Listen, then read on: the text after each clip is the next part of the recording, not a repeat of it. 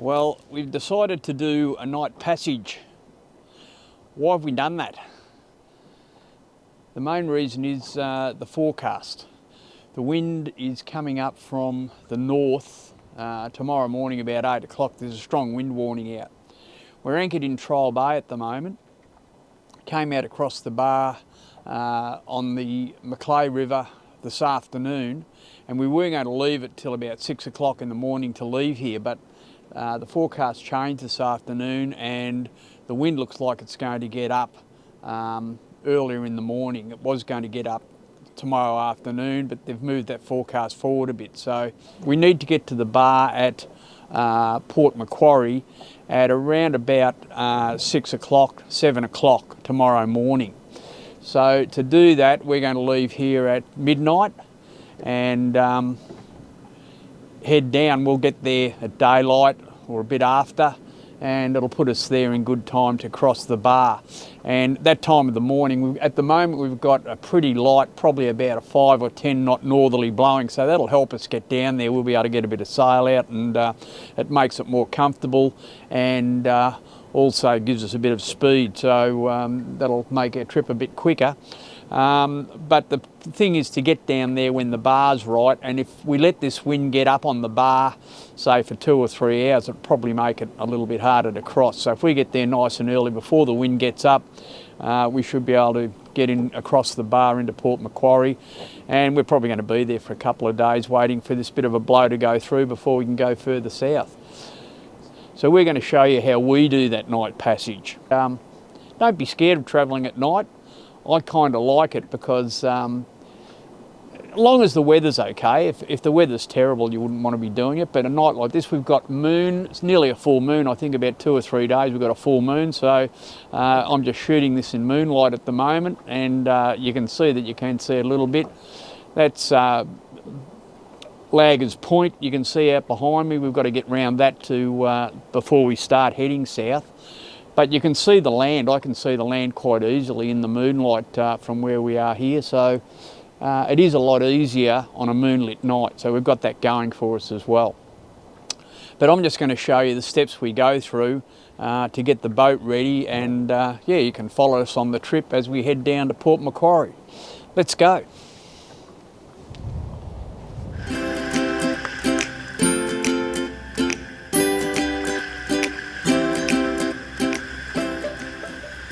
Well, we don't wear skimpy bikinis.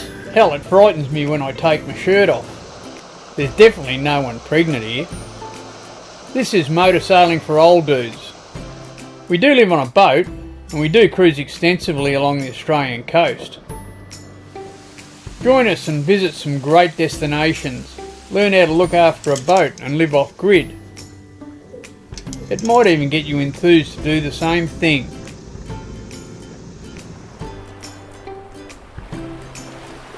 Hey, stay out there till you can't. Okay, the main thing that you've got to really do if you're travelling at night is maintain your night vision. If you're in the dark for a while, your eyes adjust. It sometimes takes 10-20 minutes for your eyes to adjust to seeing in the dark. And a bright light like this coming off my chart plotter is definitely going to kill my night vision. I wouldn't be able to look at this and then look out and see anything for, you know, your eyes have to adjust, so it'd take you quite a bit of time. So I don't want this bright light affecting my vision while we're travelling at night. So what I'm going to do is just turn that to night mode. Okay, and you can see that it's turned it from being a very bright screen to a not so bright screen. It goes to darker colours, and you can see that that's a lot easier on my eyes. It helps me maintain my night vision. The same with my radar. I'll turn the radar on, and you can adjust the brilliance on the radar to make it not so bright for travelling at night time, so do that. Also, my VHF radio has a light, but if I use the controls I can turn that light off. So now that's giving me no light. The radar's turned down a bit and you can see it probably looks a little bit brighter on the camera than it actually does in the wheelhouse here, but with these turned to night mode, it really does help me maintain my night vision. Getting all your instruments set up, do that beforehand, and it makes it a lot easier to see at night.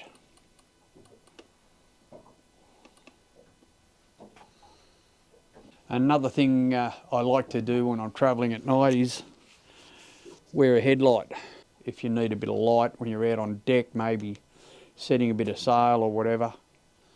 But a headlight is something, be aware that it is going to take your night vision away a bit too, but at least the light's pointing away from your eyes rather than into your eyes, so it's not quite as bad. If I'm on my own, of course, I wear a life jacket. I keep the life jacket on all the time if I'm on the boat by myself. Got Wombi with me for this trip, so that's good. And the other thing I do if I'm travelling by myself is I wear a personal EPIRB. That just virtually, I wear it on my arm. Put that on my arm. It just straps on there, sits there nicely, and then I can take that out and activate it if I do happen to fall overboard and end up in the water. So I've got a life jacket on, I've got flotation, I've got an EPIRB. Hopefully I can get help. I'm tending to travel a bit more with Wombi these days, but if I was doing a lot of single sailing, what I'd love to get would be an isolator to shut the motors down if I did fall overboard, because if that did happen, I figure I could swim back to the boat and get back aboard and save myself as well as the boat. Would be the best option. And there are isolators around. They're quite expensive, but you can get them now, so I might look into it if I'm going to do a lot more single-handed work. One of the other things that I use, one of the other tools I use when travelling at night is my automatic pilot. I steer nearly all the time with the automatic pilot. Even when I'm leaving the anchorage here, once I get the anchor up, I'll have a look at my chart, see which way the boat's orientated when we start moving, so you'll be able to see your boat on your electronic chart. Make sure I'm steering that away from any land masses, and I'll put the automatic pilot on. I think it's important to do that because if you do set a course on your automatic pilot, even if it's a short one to get around the headland that's in front of us, it means that the boat is going to steer in that direction. It's quite easy if you don't have it on something, you can get disorientated very easily. It's not too bad tonight because we've got a bit of moon so we can see the land, but on a really dark night you can't see the land and it's quite easy to become disorientated. And if you use your plotter and steer by that with your automatic pilot, usually you stay in pretty good shape. So just be aware that I like to steer with the automatic pilot and get around any land masses that way. Anyhow, the first thing to do before we fire these engines up is have a cup of tea. So let's do that. Cup of tea before we go? Yeah, let's do it. Let's go.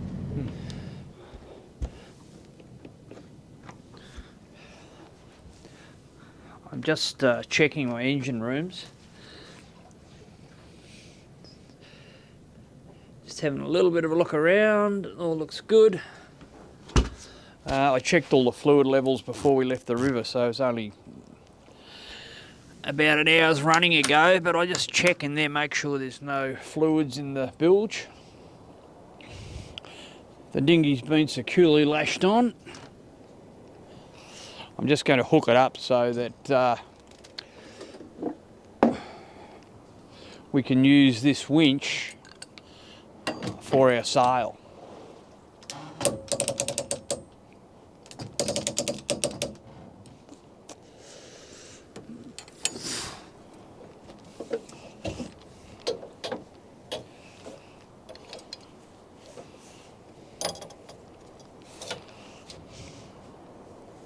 I've only got the one winch on the back here. We use that for tailing our single sheeted headsail, and it also lifts the dinghy up onto the davit as well. So it does both jobs.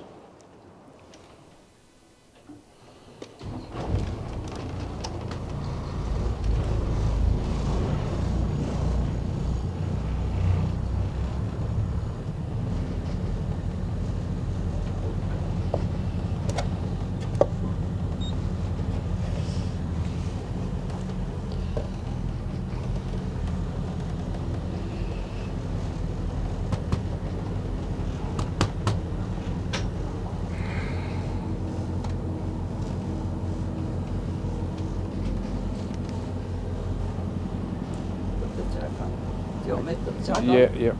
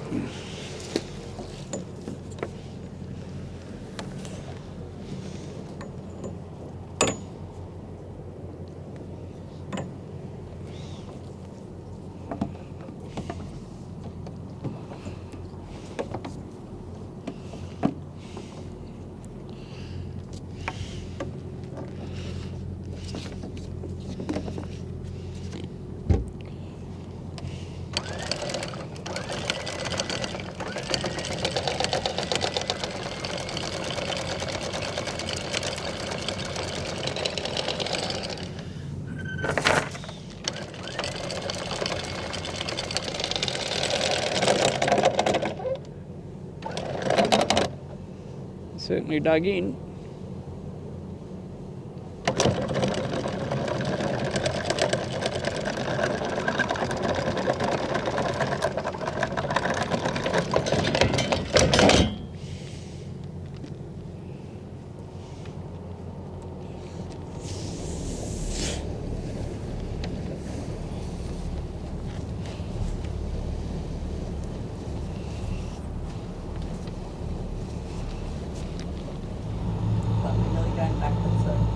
Sorry?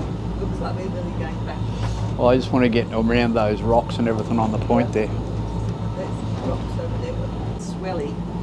It'd be nice when we get round with it though. I think it's going to get more of it because out the back I was looking and seeing a lot of white caps.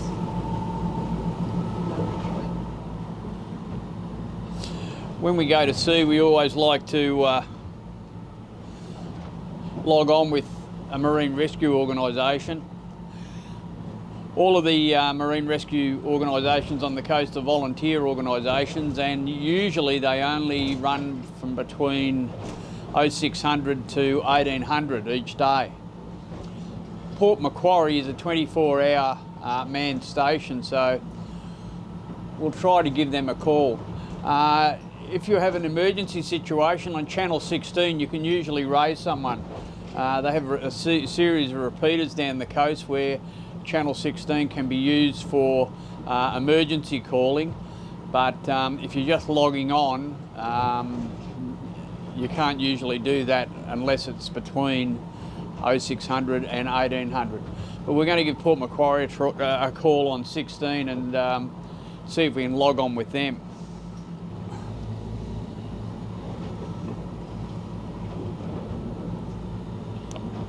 Marine Rescue Port Macquarie, Marine Rescue Port Macquarie. This is Peggy-Anne on 16. Do you read?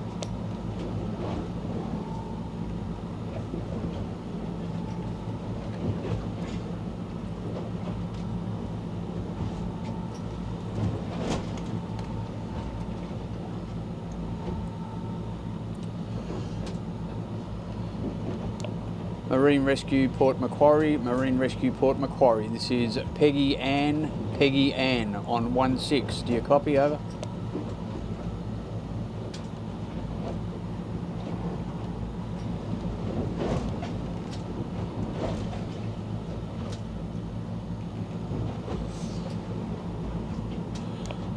Nothing heard. Peggy-Anne standing by on 16. So there you go. No answer, so maybe they're not a 24-hour station. A lot of them aren't.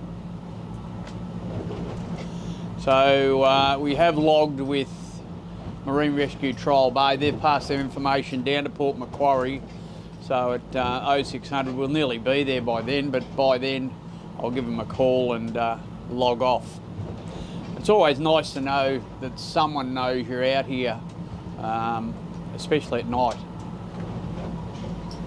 Hey Norm, it's very joggly, a bit of a swell. In these conditions, I think it'd be best we both wear life jackets. Maybe even Ted. We'll put our life jackets on. Oh, thanks, Norm. Yep. Good idea, Wand. Just another layer of safety, I guess. I've got my life jacket on now, but we've made a rule between us that if one leaves the cabin, that we let the other person know for safety reasons. And what about watches? What do you reckon we should do? I think 1 hour on, 1 hour off. You can go first watch because you're putting the charts in, and I'll... Okay, so I'll do an hour and then Wombi does an hour. We find that on these short trips, 1 hour on, 1 hour off keeps you pretty fresh. So we'll do that on the way down to Port Macquarie.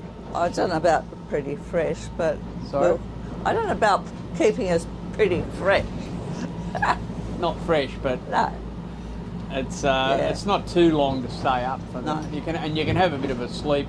I find it's easier sometimes. I found it very hard to sleep when we were anchored in Trial Bay because of the swells coming in, but I will be able to get a little bit of shut eye while the boat's moving, especially when we turn around out of this swell and start running with it. It'll be nice. It'll be quite pleasant, and I'll be able to have a little bit of a sleep then. But I found it impossible to sleep when we were anchored up there. So I quite liked it. I liked the roll. yeah, well, I think your snoring kept me awake. Ah, you're right.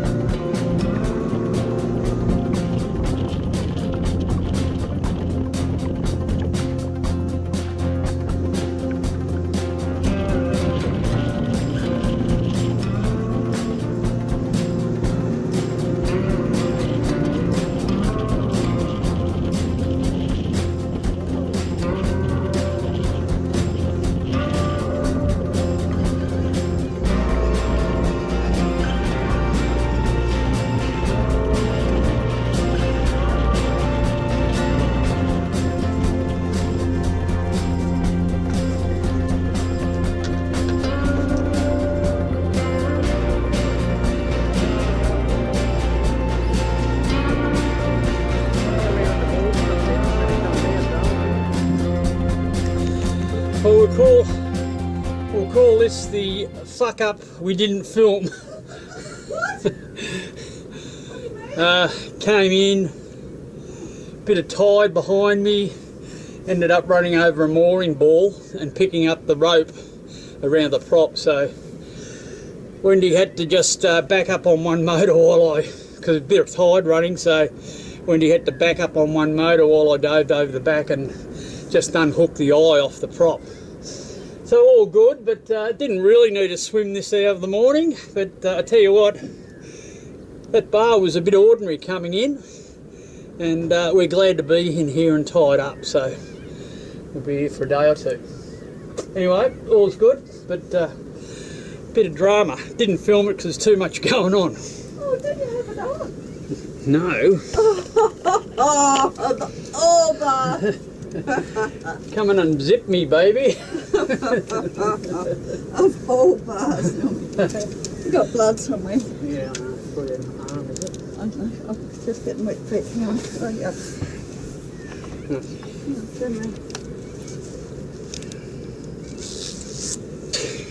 Injury as well.